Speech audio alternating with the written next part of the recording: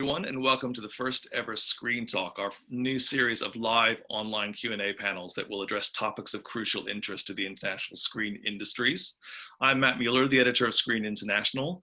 We've set up Screen Talks as a way to keep our industry connected at this difficult time and hopefully serve as a useful forum for looking at new ways of working and how to navigate challenging times. Today's talk addresses film festivals, many of which have had to cancel or postpone as physical events in recent weeks.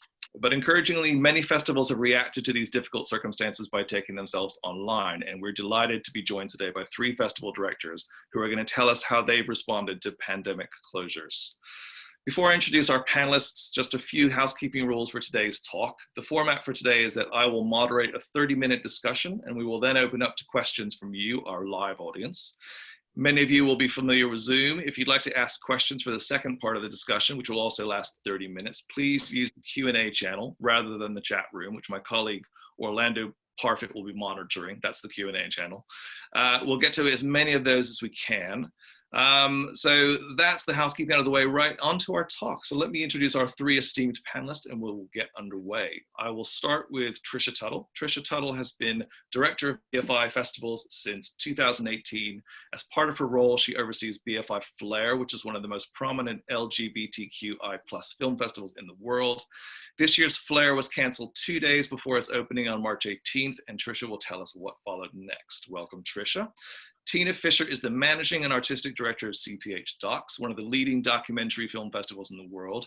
CPH Docs was forced to cancel on March 11th following a national shutdown in Denmark, and Tine and her team scrambled to put both the public and industry-facing portions of her festival online in the space of a week. So Tine is going to tell us all about that. And Jaie Laplante has been executive director and director of programming of Miami Film Festival since 2010. Jaie's experience was slightly different to the others in that he was able to run his film festival for its first 6 days after it opened on March 7th before having to pull the plug on its last few days and his closing night. So he's going to share how they coped with that. So going into questions for our panelists, welcome everybody. Thank you very much for taking part. Good to see you all today. Thanks, Matt. Let me start by going back to the very beginning of this pandemic, which is, of course, feels quite a long time ago now, but it must have been quite a shock at the time. I mean, obviously we are where we are now. A lot has happened very quickly. What was the reaction that you had when you first were forced into the position of canceling your festival? How gut-wrenching was that? Tricia, can we start with you? Yeah, sure. So, I mean, completely gutting for me, but the programmers and the filmmakers, it was just devastating for everybody. I think you're right, we cancelled officially 2 days before the festival started, but it all just happened so quickly. I mean, really, it felt like we were making decisions over a weekend about what to do. But the week before, we were obviously starting to have the same misgivings that everyone else was. But it felt like there was the Thursday before our festival, there was a big meeting in the UK of the government, the COBRA meeting. And even after that, it felt like we were a few weeks off closures. So over the weekend, we were obviously responding to lots of filmmakers traveling to the festival from international destinations who were concerned about whether we were going to have the festival, whether it was okay for them to travel. We were responding to those and also responding to audience concerns. And we pretty much over the weekend made the decision that we weren't going to be able to deliver the festival, many crisis meetings. And we then immediately decided we wanted to start to pivot to something online for the filmmakers and audiences. But it was officially on the Monday before the festival that we cancelled. It's very sad. Yeah, very sad. Yeah, we'll come back to a bit more of the details about how you accomplished that. Tine, can you tell us a little bit about your decision to pull, which actually I think was forced initially by the national shutdown in Denmark, wasn't it? It was forced by the national shutdown, but I also have to say that the absurdity in time is that the team was in Berlin during the last weekend, and the festival was to happen within 10 days. After. And in Berlin, people were still meeting. I mean, it was maybe not business as usual, but people were there. I mean, the entire global film community. And then we came back, and then it started getting worse. But we were still talking to the Italian delegation who were going to arrive. I mean, so just to say that so many things happened by the hour during that week. And I had daily meetings with, of course, health authorities, with the Ministry of Culture, with the Film Institute, blah, blah, and all our major funders. And they all said, you have to just go on because we're not closing down the country. And the health authority says you have to go on. Or if you choose to shut down, it's your own responsibility. And during the last 48 hours before the lockdown, we sat down with me and my management team, Nicholas and Katrina, and we said, it's not going to happen. I mean, in 1 week, we're not going to gather 2,000 delegates and 100,000 audiences. It's not going to happen. We need a plan B, even though we're not being closed down formally. So we had two days, 48 hours where we didn't sleep, where we just sat down, talked through all possible solutions. And even though it could have been, let's say, in a way, the most difficult decision of my life, it was not. Because it was, we were so ready. I mean, everything was in place. You know, the program was in place. It was printed. People were building up the festival venues. The entire city was covered in flags and campaigns, and then to close down. And we had 200 filmmakers flying in. So it was also just like, it was not even maybe a very rational decision, but an emotional decision saying, no, we cannot close down something which is so ready to being shared by the world, or shared with the world. So that night we just decided we're gonna, in some way, put all of it online. Industry, program, everything. And we are not tech entrepreneurs, none of us. I mean, so we had no idea if we could make it, but we just decided to do it. And then 2 days after, the country was closed down, and then of course it all made sense. But it was not that difficult to decide, actually. Yeah. So we'll come back to you as well to talk a little bit about how you achieved putting your festival online. But Jaie, let me just ask you about the different situation of being midway through your festival and then being forced into, because Florida didn't close down until after, didn't implement shutdown until after you closed your festival, right? Is that correct? That's correct. We closed down on the advice of the governor of Florida.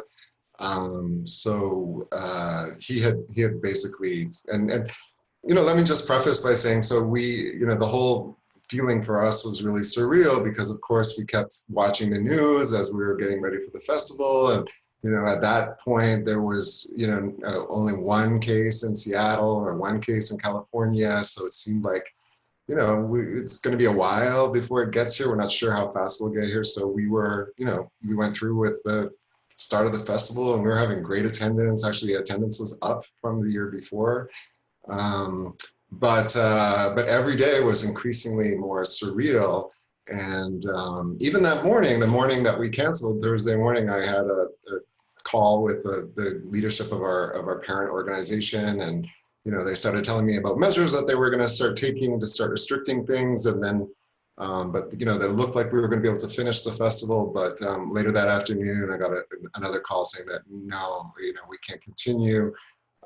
So at that point, we just, you know, kicked into reactive gear because I think subconsciously we had all been sort of prepared for it. So our, you know, the fortunate thing is that even though we had to shut down on day 6, we were able to screen 80% of our official selection. So it was, you know, the 20% that we weren't able to screen, we were heartbroken by. We're, you know, hopefully going to screen them at our art cinema as soon as we're allowed to reopen.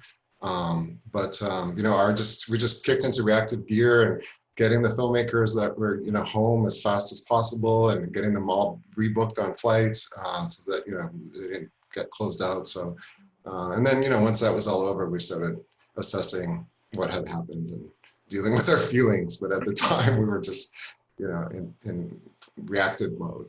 So I suppose it all happened so quickly. Maybe was it too fast for you to do anything in terms of, you know, putting your remaining program online at that stage? I mean, you were actually halfway through the festival, weren't you? So I suppose. Yeah, no, what we wanted to do is, you know, since our juries were all assembled and most of them had watched most of the films that they were meant to be adjudicating, we got them all home. And then our, you know, sort of our first thought is to bring closure to the festival. We want to, you know, finish that award process. So we got links for the rest of the jurors, or for the rest of the films that the jurors hadn't seen, so that they could complete their viewing. We had adjudication meetings by Zoom. And then we were able to announce the awards virtually by a press release the week after. So that brought a fair amount of closure to the festival. But since then, we've started thinking about online options, and I don't want to jump ahead of the conversation, but when we get to that point, I'd love to share what we're planning for. Absolutely. Yeah. Well, let's go back to Tricia and Tine now, because you obviously both did put your festivals online. Tine, you did, you put your whole event online industry. You had a public element as well in terms of screening films for that people in Denmark could watch. Tricia and me, you also obviously BFI has its own kind of platform, BFI Player. Yeah. So can we talk with you first about putting moving the festival onto BFI Player and what that sort of meant and how you achieved that? Yeah, I mean, hats off to CPH Docs. Putting an entire festival on is Herculean. I still can't believe you guys pulled that off and pulled it off so beautifully. We are really fortunate because the BFI have a platform, BFI Player, where we have a really great selection of contemporary and classic feature film. We have been, alongside the Player team, taking previous festival titles and putting them in a Flair collection online. So we already had an existing collection of about 200 plus films, which were part of this Flair collection. So we knew that no matter what we could license or not license, we would have an offer for audiences. So we really built on that. We also, we're a small festival team.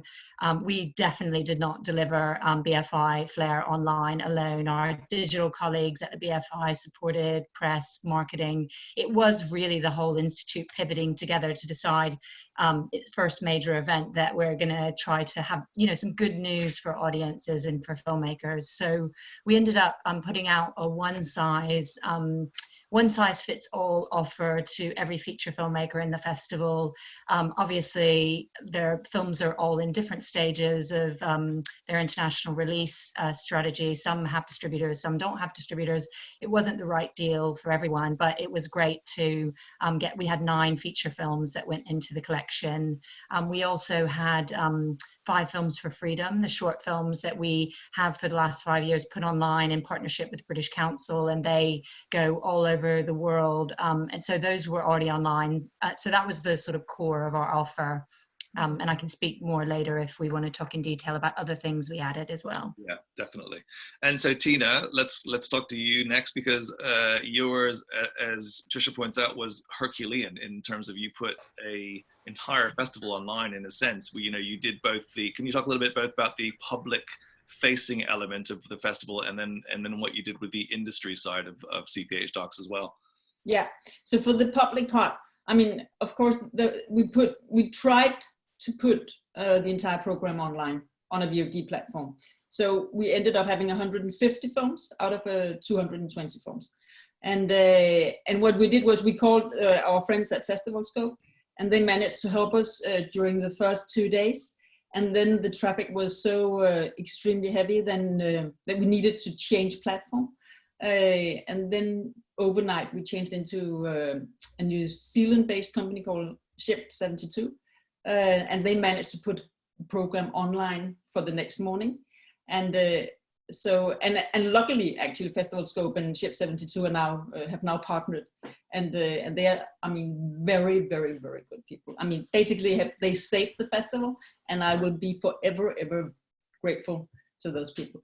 So basically, the VOD platform worked, and it worked well, and it didn't collapse, even though there was, I think, 350% more traffic on the internet during those days than normally. So, I mean, because a VOD platform that doesn't work is just like, you can't bear it. So this was like the biggest thing. So the program was online, and then we tried, I mean, CPH is really a very collective and social experience when it runs as a festival. So apart from the 220 films, we have 170 talks and debates with the artists, politicians, and that part of the festival. I mean, I had no idea if we could recreate it online, but we just thought we needed to at least try.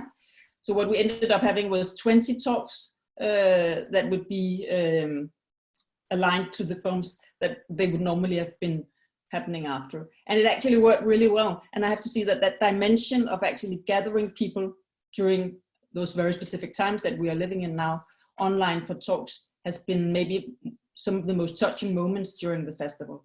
So there's definitely there's a community now, not only, a national, local community and a global community that we can also talk about when we talk about the industry platform, which has touched us more than anything that I did for the last 15 years, to be honest. Wow. And it's about, it's big situations like Edward Snowden online talking from Russia about surveillance while we are right now designing a new way of surveilling, and having 2,000 people online chatting to him. And then 4 days after, it's been seen by 50,000 people. So it's also, it's a massive situation to suddenly, to be a part of the festival that would not have happened if it hadn't been online. Yeah. So both the film program and the talks and debate program was actually quite, worked really strong, I think. I think you released some figures as well about the audiences that you had, right, for the thing, and it didn't. I don't know if you want to talk about this briefly, but it didn't come too far off what your physical ticket buying was last year. Is that correct? Yeah. So the festival is still running now because we prolonged the film, but we will for sure have reached more people this year than last year, which was our absolutely best year ever. And we have reached people that we never reached because we can see where people come from. So 70% are in and around Copenhagen and 30% is the rest of the country. And we never reached them. So also just seen from, I don't even want to say just a reach perspective, but more seen from a democratic perspective, that when you deal with nonfiction and documentary, then when you reach the entire country in this way, it's just like a dream come true. And we can talk about what we are missing and lacking by not being in movie theaters and by not meeting each other that way and by not seeing films that way. But for sure, there's something in the digital festival that really, really beats that kind of community in a new way. Yeah. What about you, Tricia? How did you find the engagement with audiences with the Flair sort of titles that you put up? Were you also finding an outside of London audience? Well, that's interesting. I was just thinking when Tina was talking that I haven't looked at the figures. Generally for BFI Player, we have a great spread across the country. But I do know, and it's hard because we've just gotten the figures, but I think 22% of we don't know whether they're the same people who bought tickets, but around 22% of the people who purchased tickets for the festival converted to what we offered, which was, it was free, so we refunded the tickets, but then it was a goodwill gesture for filmmakers and audiences, and we gave them a 4-week free subscription to BFI Player where the films were housed for the 12 days of the festival, and 22% of the ticket buyers converted to that platform. What many different films. So that was nice too, but I completely agree with Tina. I think, there's a lot to say about the collective experience, but there are lots of positives about access for people outside of major city centers. The people, there is something about questions around conversations that you want to have more than in a closed loop of a city where we all tend to be exposed to similar ideas. So that is a real positive. Yeah. And can all of you address the question of rights, the pragmatics of doing deals, because effectively this was meant to be the world premiere for many of the titles you were programming. You were then sort of saying, well, we're not going to have a physical world premiere, we're going to put your film online. And what were the conversations with filmmakers, and what were any rights issues that cropped up around that in terms of, people maybe just decided not to show, or maybe you could talk a little bit about that. And maybe Jaie, that's something where you could sort of tell us if you've talked to filmmakers who weren't, who were going to be programmed later at the festival, whether you're having any conversations around in that regard. Tina, could we start with you just on that question? Yeah. So that night when the country was locked down, I think it was like at 7 p.m. or something, we knew that after that lockdown, we would all have to go home into our different apartments and run the festival that way, not being together. So that night we just needed all the basic things to be in place, and the first thing was of course the rights. So we started, each of us calling around the most difficult producers and right holders first.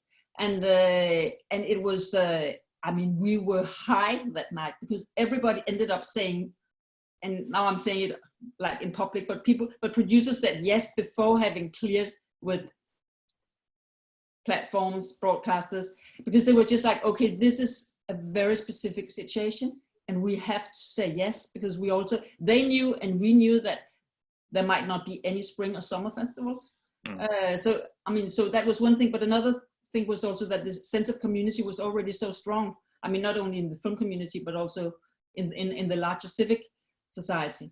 So basically they all said yes. And what we managed to do before calling them was to say, okay, what is the minimum viable package that you can offer for a film that is going to world premiere? And there's so much sun here, I'm really sorry. And what we managed to do is to say there would be international press. So we spoke with Screen. Will you be able to cover even though you're not there? And can you actually also review the films in competition? And all the journalists we spoke to agreed. And we made sure that the juries wanted still to be on that jury job. They all agreed. And then we talked to, and then we managed to strengthen the Cinando platform so that the films all the competition films would be there. And I think for that reason, they all said yes. And they also agreed not to do a new deal, but to let the deal that we have on the physical festival be a part of the VOD platform. Excellent, thank you, Tine. And Tricia, what about your conversations with filmmakers? Yeah, I mean, so there were 7 world premieres in BFI Flare, and none of them wanted to go on to BFI Player. We had great conversations, and I completely get it. It was a sort of public, it was for public audiences. It didn't have the same kind of sort of industry profile that you'd get from CPH docs. And I think, you know, in private conversations with them, I'm saying it here in public, but I will say, you know, I get that. If I was a producer, I'd make the same decision, because I think it's important not to jeopardize future distribution opportunities via film, and we will support those films when they are released or distributed. We're going to be in conversations, all of them, about how we can continue to support those films. So it's a very different offer for public audiences. Yeah. And Jaie, you mentioned that you were looking into some sort of some sort of way to screen films that you weren't able to screen at the end of the Miami. What conversations are you having around that? Yeah, so we've been preparing, and we're just about to announce, but we're going to be, we had 21 feature films that were unable to be screened, and a few of them were world premieres, but one of those world premieres, we are going to have the world premiere belatedly online at the end of April. We're just finalizing some details, so we'll be able to announce that soon, as well as some films that only screened once and had been scheduled to have a second screening or even a third screening. We're going to be putting some of those online as well. So, the ironic thing about all of this is that I've been asked for years to put the festival online and to make the festival available for people in other parts of the country. And I've always resisted. I've always felt like the festival is a shared experience where we gather. And also, as I've watched Miami evolve over the last 10 years, Miami in March is a horror show when it comes to traffic. And I was just worried that, Miamians would stop coming to the festival if I put it online. And now here I am rushing to do it. I'm rushing to get the festival online. So it's going to be very interesting. It's been great to hear what my colleagues said, their experience were, and I'm looking forward to seeing what ours are. But, this may change things. Like in the future, there may be some kind of hybrid. I'm not sure, but yeah, I've been forced into a situation I've been resisting for years, and I'm finding it very interesting. Yeah, well, speaking of the future, we should talk about that a little bit. You all have festivals coming up later this year. CPH picks for you, Tine. Obviously, Tricia, the BFI London Film Festival, a rather big one on the horizon, and then a festival for you as well, Jaie. So, what contingency plans are you making around these, the festivals that you're working on later in the year, and what's the both in terms of what you're able to do now with programming, looking at titles, but also what contingency plans are you making for should those physical events not be able to proceed? Tricia, do you want to start? Sure. I feel that we are planning about 5 different film festivals right now, BFI London Film Festivals. Every week it will be a different, we're assessing, constantly monitoring.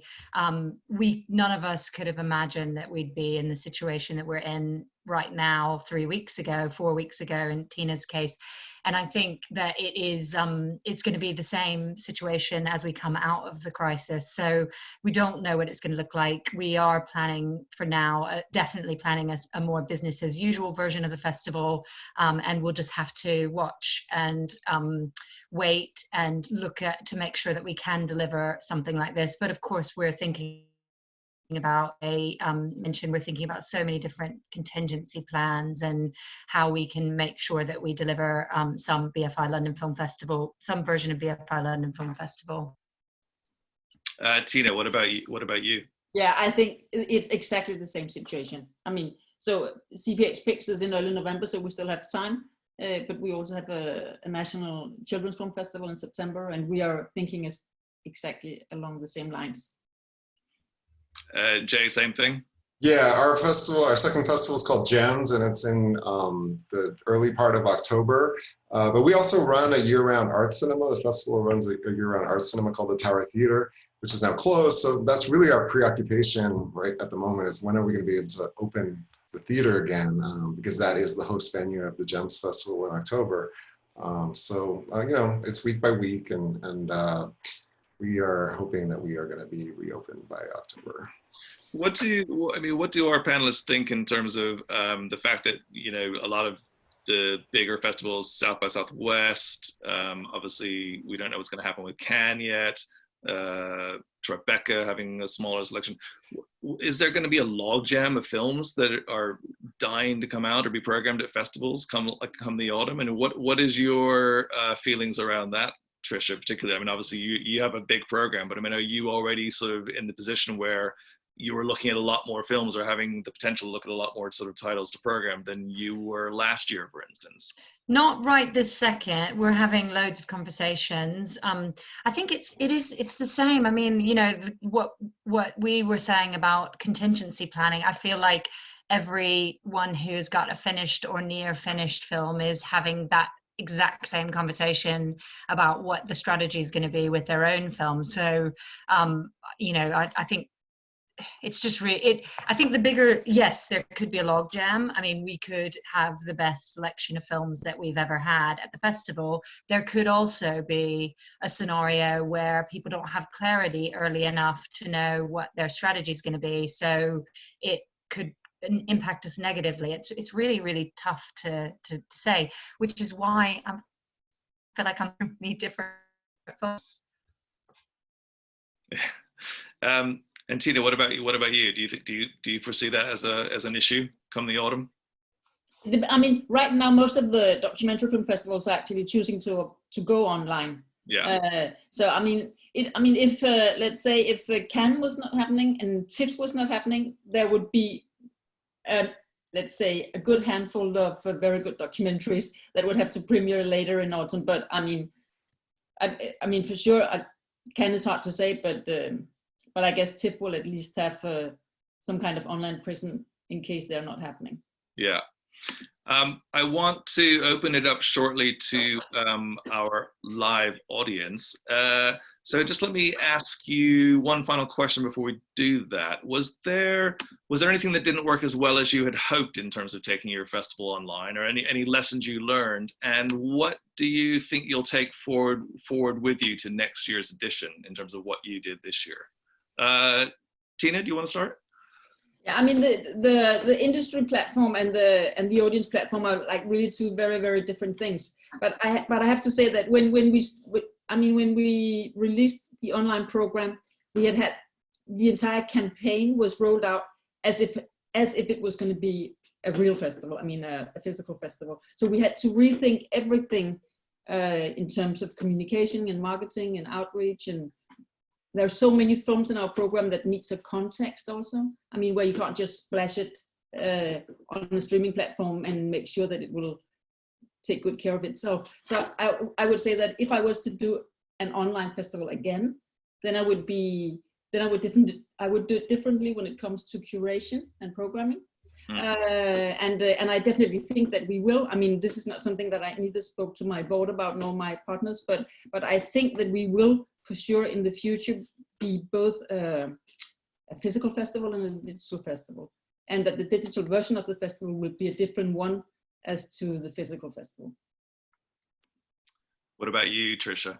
Yeah, absolutely. I mean, we've, for both festivals for many years, for at least 5 years, we've been trying to offer as many different online iterations for exactly the reason that we spoke about earlier, about making sure, because we are public festivals, making sure that audiences outside of London can see work as well. So we've experimented with live cinecast, theatrical screenings. We've experimented with virtual ticketing models, working both with BFI platform, but also other distributors who've got their own platforms like Mubi in the UK. So we've tried to do this with both of our festivals, and I think what it will be different now is that there probably will be more willingness from producers and rights holders and distributors to experiment along with us, because people have had a positive experience in this period.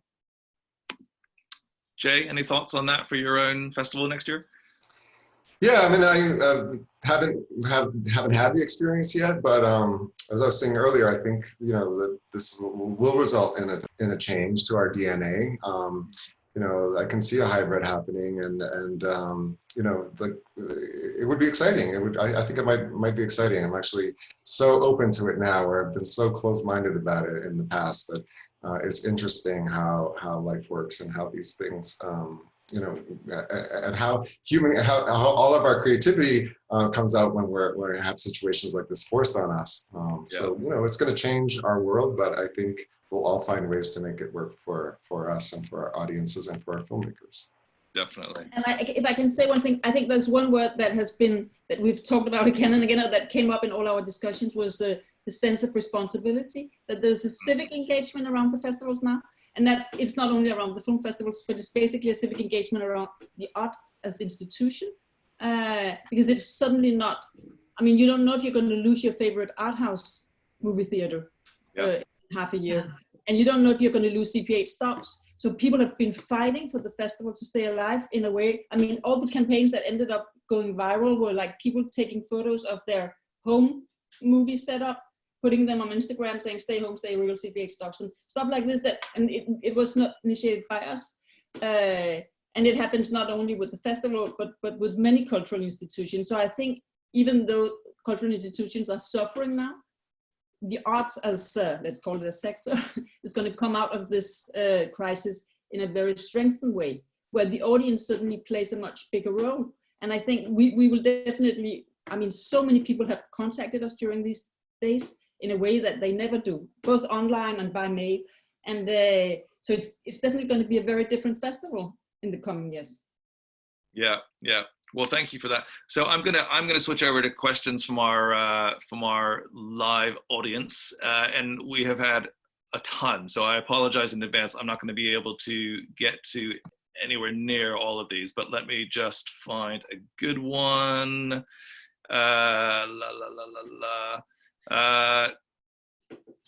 Tina, there's one for you from Georgia Carossi. How much did it cost to build the new platform for CPH overnight, and how did you find the right technical people within a few hours?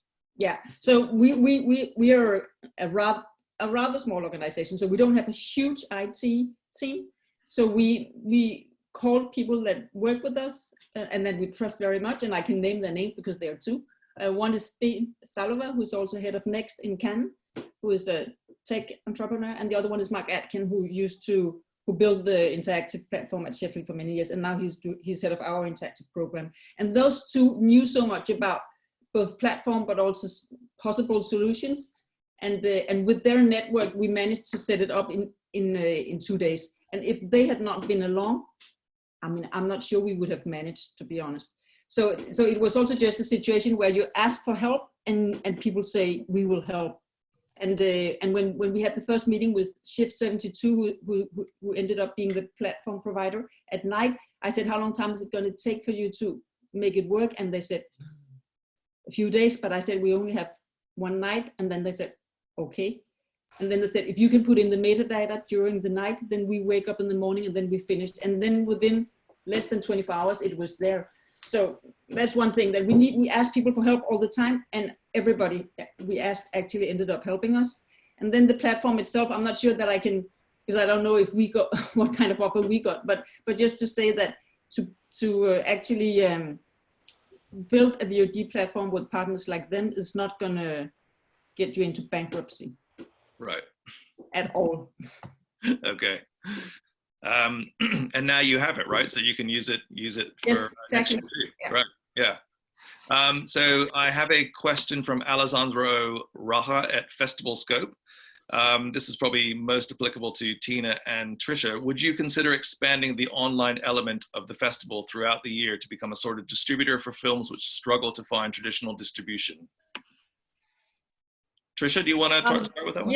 Yeah, sure. I mean, you know, I think, yes, absolutely.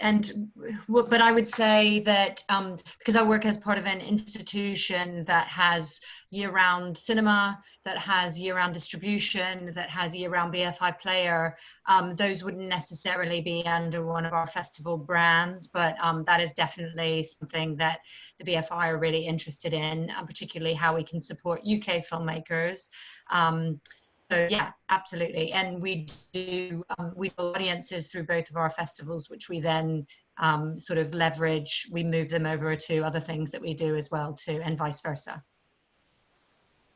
Yeah, and for us, we are for sure going to work on a new type of festival for the coming years. That includes a very strong digital element, and that's not only for films but also for all the other activities. That's one thing, and the other thing is that we are also right now talking about developing our distribution platform into also being a VOD platform. We're having a lot of questions about premieres and rights status. I'm just trying to, quite a few to scroll through. I'll just pick one randomly. From Jen Nedbalski, what are you calling the premiere status for digital premieres moving forward for the films, for festivals that are being programmed now as opposed to CPH talks which moved online midstream?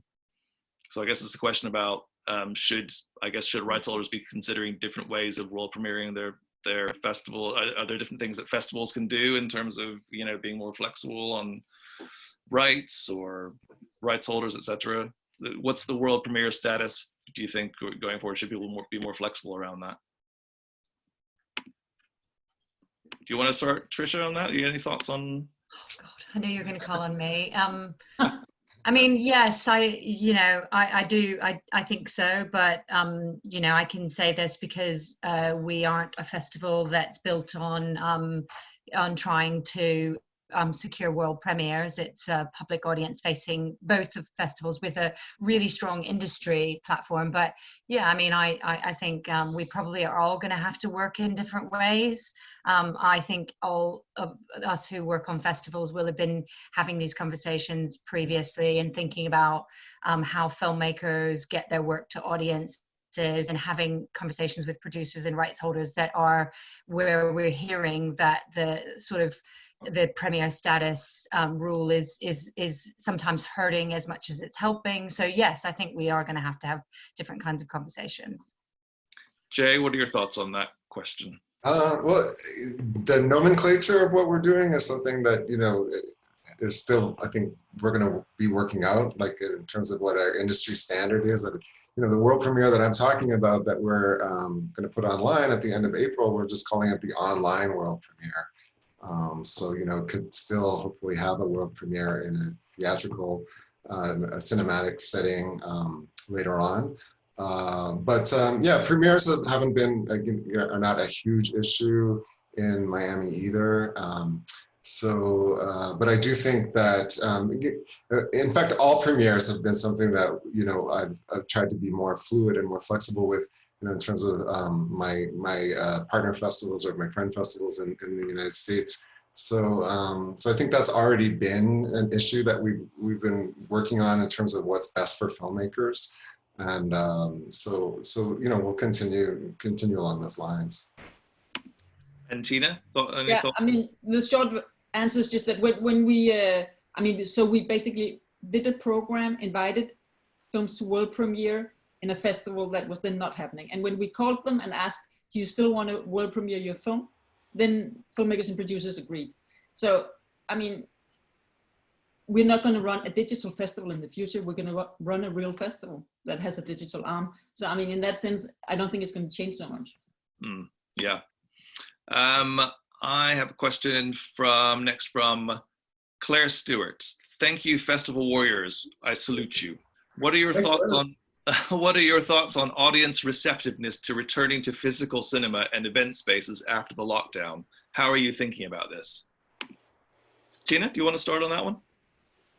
I mean, when I speak, let me just start by speaking for myself, that running a digital festival, I've been so much on this screen that I'm just getting completely claustrophobic around it. So I look so much forward to experiencing people and art outside of the screen. And I think that we all feel like that.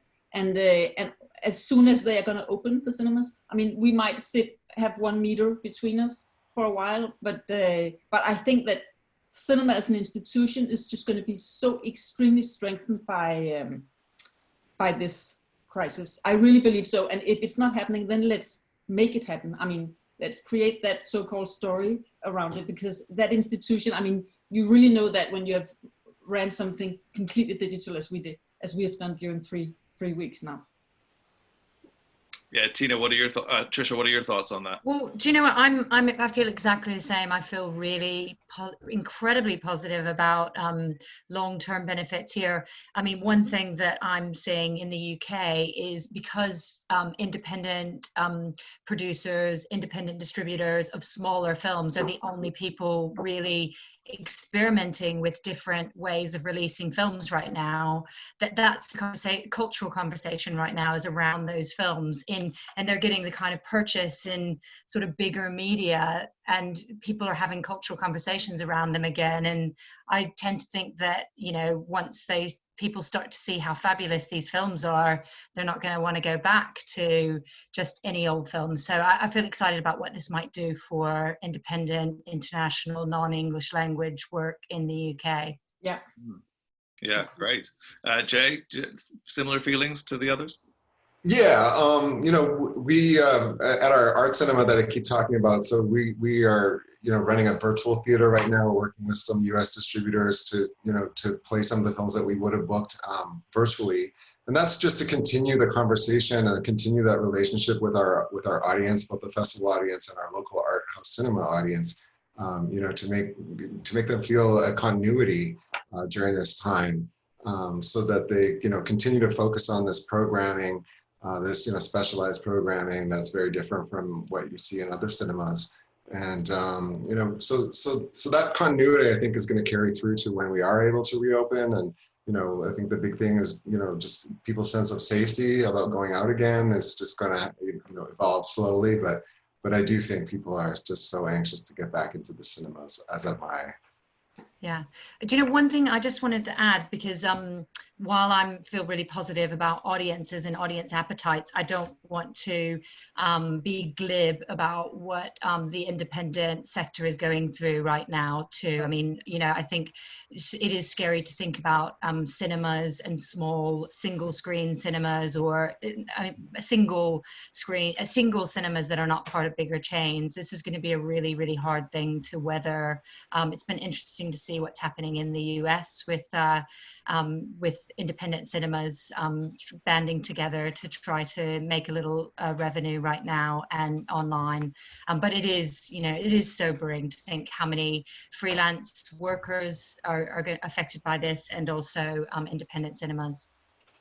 Yeah, absolutely. And our thoughts go out to anyone who's been affected, because it's a terrible situation for so many people. And can I, on that note, ask you a little bit about what the implications are for the longer term funding for your festivals? I mean, I suppose you must have taken a revenue hit this year, and how are you going to cope with that for next year's festival? Tine, do you want to start with that one? Yeah, I mean, we are literally, I mean, let me put it this way. If we had not gone online, I'm not sure that we would have survived, to be honest, because there are so many cultural institutions in Denmark now suffering tremendously, and all the festivals, also all the big music festivals during summer has been now canceled. So, I mean, I'm so extremely happy that we actually went online, because we managed to secure a large part of what we would have been able to gain in ticket sales. Then for the rest, it's that is a discussion that's going to go on now for the next couple of months, and I feel quite reassured that that we will manage, but it's also going to be a very hard year. But I mean, I sleep at night now, and I mean, 3 weeks ago I was really afraid. Yeah. Tricia, how about yourself? I mean, it is really worrying. But the BFI today, though, just announced we are part of the BFI, but it's nice for other festivals and other, particularly ones that get funding already from the BFI, that there's just a relief fund announced today. We will remain massively important. Both festivals will remain massively important activities for the Institute. So, you know, this is going to be hard to weather, but I think we will weather it by sticking together as well too. And Jaie, for your festival, I mean, you said you had audience figures up for the first part of your festival more than last year. I mean, how much are sponsors a big part of the Miami festival? Obviously, you know, US festivals don't tend to get as much public funding as European festivals. So what was the situation for you in terms of, you know, closing your doors those last few days? Yeah, well, we lost out on a lot of, you know, ticket revenue, of course, and the ticket revenue from our art cinema is not there right now. But we do have, you know, a great number of other funding sources, private donors, corporate sponsors, and all of them have stuck with us and been very supportive. And you know, I'm hoping that some of the online activity that we're doing will make up some of that revenue. I don't think it'll quite reach the same level. But you know, I think next year will be tough. You know, we may have to make a bit of a smaller festival in terms of our guests. I'm not sure. You know, we really have to see what's going to play out with our finances at the end of this fiscal year. Thank you. This is a question for Tine. I can't see who it's from, but anyway, could you talk a little bit about the industry side of your online platform, and how have rights holders and buyers been embracing the virtual market? Yeah, so I will try to make it really fast. So the industry part is a pitching forum where 40 projects pitch. Then it's a lab where projects that are in development, insights projects, are presented to financiers and decision makers, and then it's a market.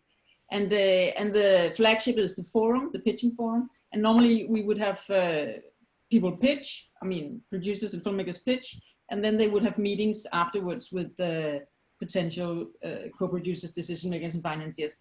And what we managed to do was ended up working, I mean, and I can say, because this is the producers and filmmakers giving us feedback now, ended up working really well. So we gathered people actually on an enterprise version of Zoom in a lobby where people could meet each other and actually talk. And then there would be 2 hostess putting people into each of their meeting in breakup sessions. And then you would meet, like, so you would have a meeting with Mandy from BBC, and you would present your project, and then you would come into the lobby again, and you would be sent into a new meeting. So it's basically just a digital market. And the feedback that we got was that that the focus and attention around each meeting was amazing. And also that the entire community felt a huge responsibility to not make business go down, but almost speed up. So even though people are staying inside at the moment, and many of the filmmakers not being able to film, then they are actually experiencing a good deal of business during the forum. And I think, I mean, I can only say applaud it, because it's really very much on behalf of all the broadcasters and platforms and funds that they are really speeding up that process now. Oh, excellent. Thank you, Tine. Next question is from David Max Brown. Are the panelists able to tap into the data from all the new online participants to encourage them into theaters when the time comes for that? So are you going to use the data that you accrued from moving your festival online in any way going forward, perhaps, you know, to encourage people back into cinemas? Is that something that you were thinking about doing, Tina or Tricia? I suppose it not really relevant to you, Jaie, but for Tina and Tricia. Tricia, do you want to start with that one? Well, I mean, do you know what? To be honest, I don't know. I guess it depends with data protection on what people signed up for when they signed up, whether they're happy to be contacted about relevant third-party events or not. No, I think that's a hard question to answer. I don't have an accurate answer for that. Okay, thank you. Sorry, go ahead. Sorry. What I can say is, of course, it's a matter of data protection, and we have asked people who use the platform if they want to be contacted by us further down the road. And what we are going to do, because we rely so much on cinemas being alive and active and healthy, and in general we just rely on a very active cultural environment. So we're going to do everything we can to make cinemas come alive again, and we're also talking to some of the cinemas now about running a smaller version of the festival in cinemas once they reopen. And yeah, we're going to do everything we can to push that. Yeah. I would also say that I think there is, you know, I'm sure that Jaie and Tina are seeing this as well too, but there are lots of UK festivals that have had to cancel because of this, and there's a lot of behind the scenes talk about ways that everyone can support each other as well too. Yeah. Do you feel that's happening in the US as well, Jaie? Are you sort of feeling a more like a sort of sense of camaraderie amongst US festivals that are going through?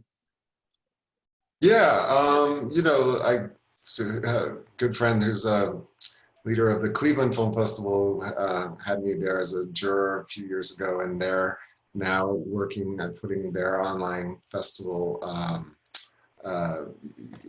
You know, so I'm really encouraged to see that. I was contacted by a rights holder of a film that we had in common that we weren't able to screen, just to make sure that everything would be all right in terms of our arrangements, and so we've worked all that out.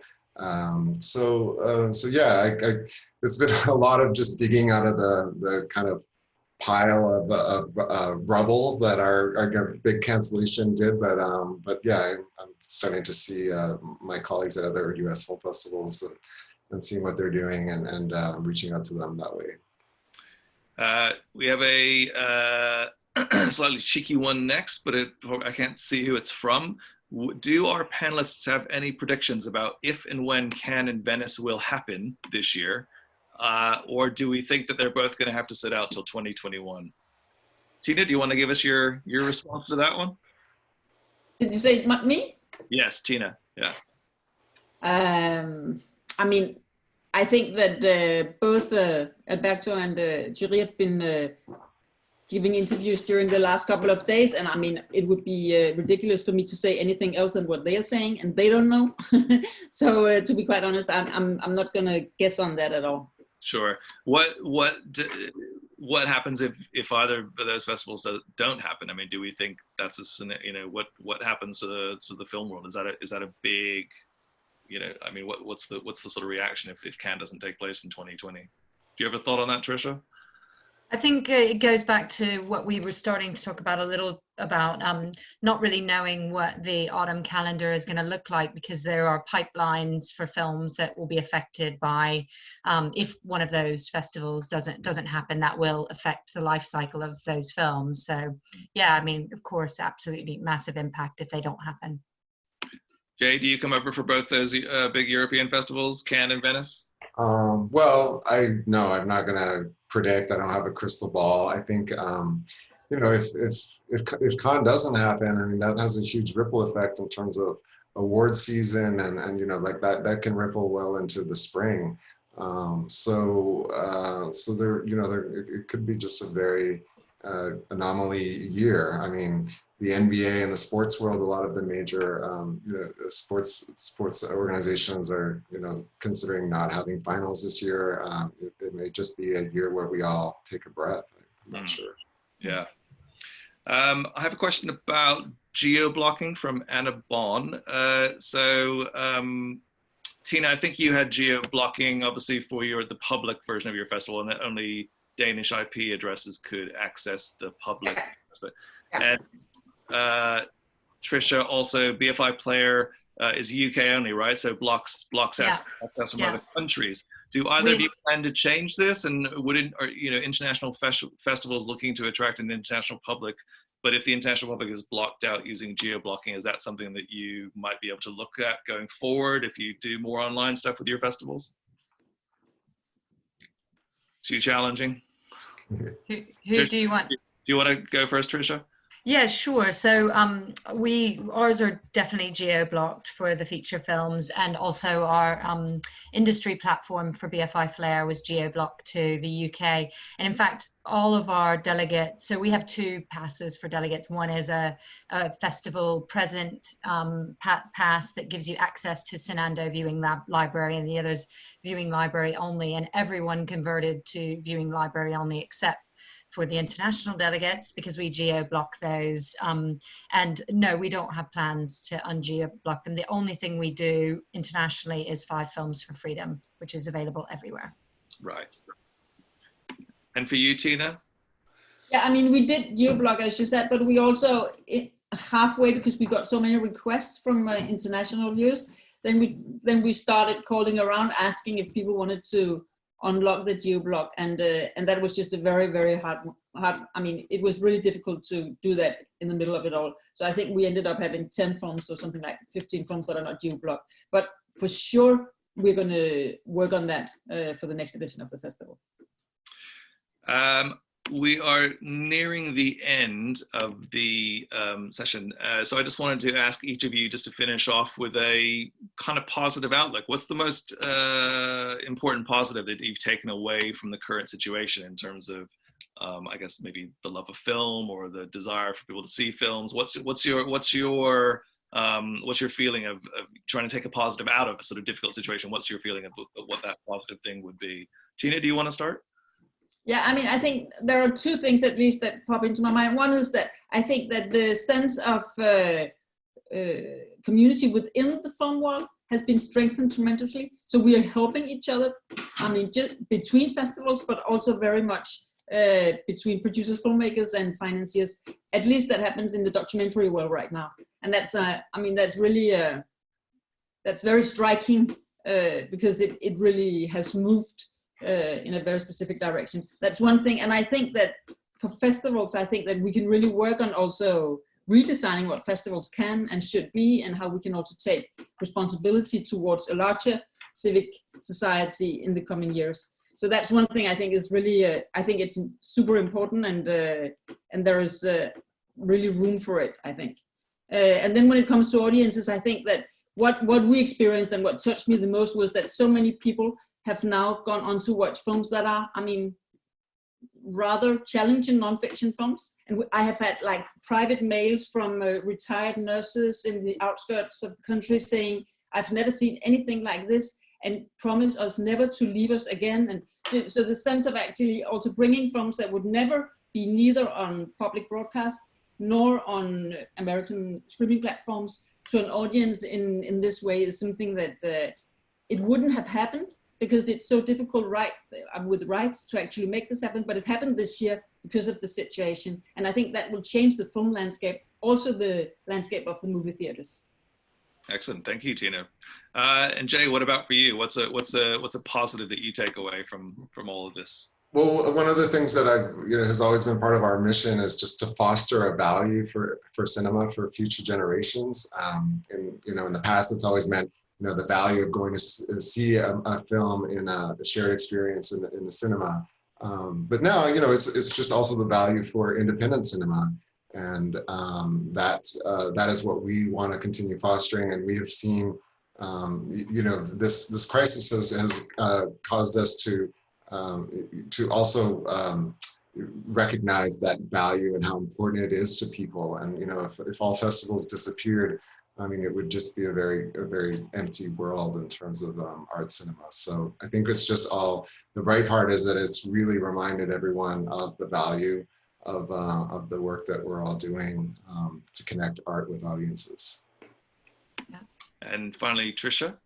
absolutely echo what Jaie and Tina have said, but the only other thing I'd add is I think that, you know, we've been talking for 2 decades about how the industry is changing, how digital platforms and different ways that audiences are receiving and accessing films is changing the industry, but we're also very scared about how things are changing. And it seems like in 3 weeks, we've experimented so much that we never would have done this without a crisis sort of forcing boldness and experimentation and different ways of thinking. So I think that's it. I'm really, really interested to see how that affects the conversations and strategies after we're able to go back to cinemas. And I know audiences will go back to cinemas. I absolutely do. Yeah, I agree with that as well. And I thank you, all 3 of you, for taking part today. It's been really fantastic having your insights and you sharing your experiences about taking with your festivals during this time. And that unfortunately brings us to the end of today's talk. So I want to say thank you to everyone who joined us today. The number of questions was fantastic. So there was clearly a lot of engagement. I'm sorry we couldn't sort of stay on for longer, but everyone wants to go off and enjoy the sunshine. I can see the sun on Tricia's face and everyone wants to get out and have some sunshine. Easter weekend, we're all going to go off and eat chocolate now. Thank you very much, everybody. We're going to have more talks in the coming weeks. We'd love your feedback on topics you'd like to see covered, so please do feel free to send us ideas or comments to my email address, matt.mueller@screendaily.com. This talk will be available on demand on Screen Daily tomorrow, so please check out if you didn't get a chance to see the whole thing. And we'll hopefully do another talk next week, which I can't reveal details on yet, but keep an eye out for that. And everyone, have a fantastic Easter. Thank you again for taking part. That was a really enjoyable talk, and our first one went off without a hitch. The tech worked. We're so pleased. So thank you very much, everybody, and have a great weekend.